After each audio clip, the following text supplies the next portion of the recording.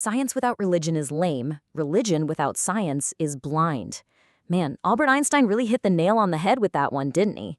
Welcome to The Explainer. Today, we're jumping right into that exact quote, unpacking the deep, highly debated, and honestly kind of messy relationship between two completely opposing worlds, science and religion. We're going on a totally objective journey today to compare these two foundational human institutions using our source texts. Because let's be real, these are the two massive frameworks we all use, whether we realize it or not, to navigate our daily lives. For centuries, people have been asking if they clash, which one do we actually choose? Or do we kind of need both? Well, we're going to break down their origins, their goals, and their flaws, relying strictly on the data and historical texts to see what's really going on. Here is our roadmap for today. We'll be covering science versus religion, the birth of the universe, the purpose of life, change over time, ethics and cruelty, and finally, our final conclusion. Section 1. Science versus religion, the origins of two ideologies. Let's dive right into how both of these frameworks were born out of absolute human necessity. If we rewind the clock about 300,000 years, early Homo sapiens were already doing religious burial rituals. Way before we had any kind of formal scientific method, our ancestors leaned on religious thought to deal with death, grief, and the vast unknown. Science, as a systematic practice, showed up much later. Around 3000 BC in Mesopotamia and Egypt, it was basically just a practical tool to predict things like weather and crop cycles. It wasn't until around the 4th century BC that philosophers, like Aristotle, started framing science as this limitless way to feed human curiosity. Section 2. Birth of the universe, cosmic origins. Let's look at the biggest question ever asked. How did everything begin? In Hindu cosmology, ancient texts like the Vedas say the universe was born with the deity Brahma. But Brahma's timeline, it operates on a scale that is literally mind-bending. Just one single year of his life equals roughly 3.11 billion human years. I mean, that is a scale that almost entirely defies human comprehension. So, using Brahma's lifespan, Hinduism calculates the universe to be a staggering 155.52 trillion years old. Now, flip over to the exact opposite end of the spectrum. Modern science, using the Big Bang Theory, puts the universe at about 13.8 billion years old. It's just a massive contrast in scale between ancient Vedic texts and our widely accepted modern calculations. Science grounds its 13.8 billion year timeline in something called the singularity. It's this insanely compact point of intense density and heat that rapidly expanded to form the universe. And that logic, it isn't just a random guess. It is heavily backed by Edwin Hubble's 1929 discovery that galaxies are actually expanding and moving away from us. By basically rewinding that expansion speed, science mathematically calculates a very precise beginning. Section 3. The purpose of life, navigating human existence. Let's bring it back down to earth and look at human existence. Psychologists actually argue that religion is a vital tool essentially designed to help ancient humans work together. It promotes socialization, harmony, and it manages those incredibly messy human emotions like anger, ego, and love. And how does it do that? Through epic storytelling.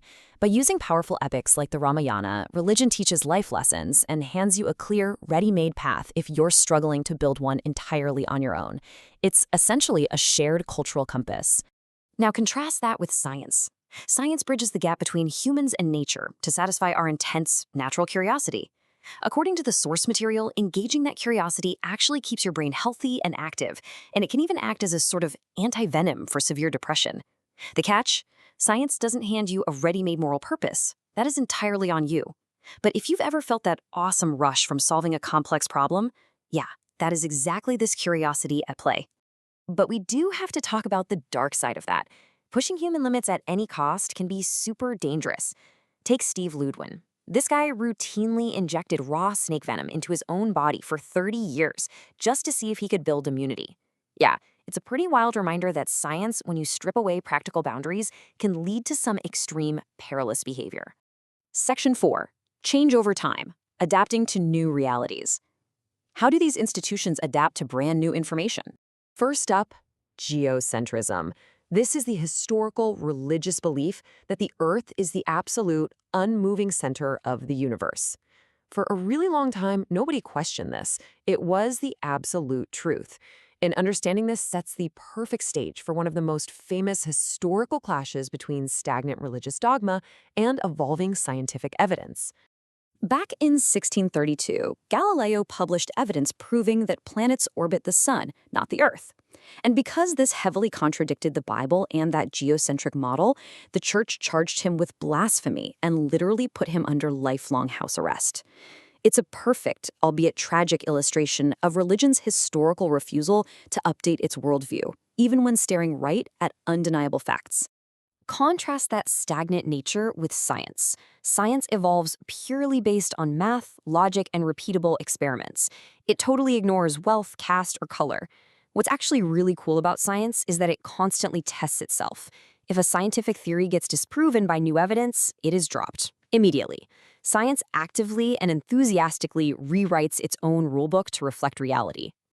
Section 5. Ethics and Cruelty, the Dark Shared Flaw. This brings us to a very serious, common issue. The numbers here are just staggering. In the name of religion, the Gada Mai festival in Nepal sees the sacrifice of roughly 250,000 animals purely for wishes and perceived prosperity. But hey, science is not innocent here either. Every single year, over 90 million animals are killed or permanently harmed in clinical trials and medical research worldwide. When we talk about exploiting innocent animals, science and religion are literally in the exact same boat. Now, obviously, the motives are different. Religious sacrifice relies largely on blind faith, asking for blessings. Scientific testing, as brutal as it is, aims at discovering medical cures to save human lives. But let's be totally clear here. Exploiting voiceless animals for our own benefit remains ethically flawed, no matter how you justify it. Both of these institutions have a lot of serious work to do. Section 6, Final Conclusion, Unifying the Perspectives. Let's pull all this together. To sum up today's explainer, neither side is perfect. Actually, both are just tools created by humans to help us navigate our existence. Science gives us logic, tech, and a profound understanding of nature. Religion gives us community, emotional purpose, and social harmony. Yes, both suffer from their own historical dogmas and deep ethical flaws. But together, they form the complete coin of human civilization. We genuinely require both perspectives to grasp the sheer complexity of our world. So I'm going to leave you with this one provocative thought. If religion lends to evolve an updated syllabus exactly like science does, could they finally work hand in hand to fix their shared flaws? Just imagine a future where logic and faith aren't constantly battling, but are actually evolving together. Thanks for joining me on this explainer, guys. Keep that curiosity alive and keep learning.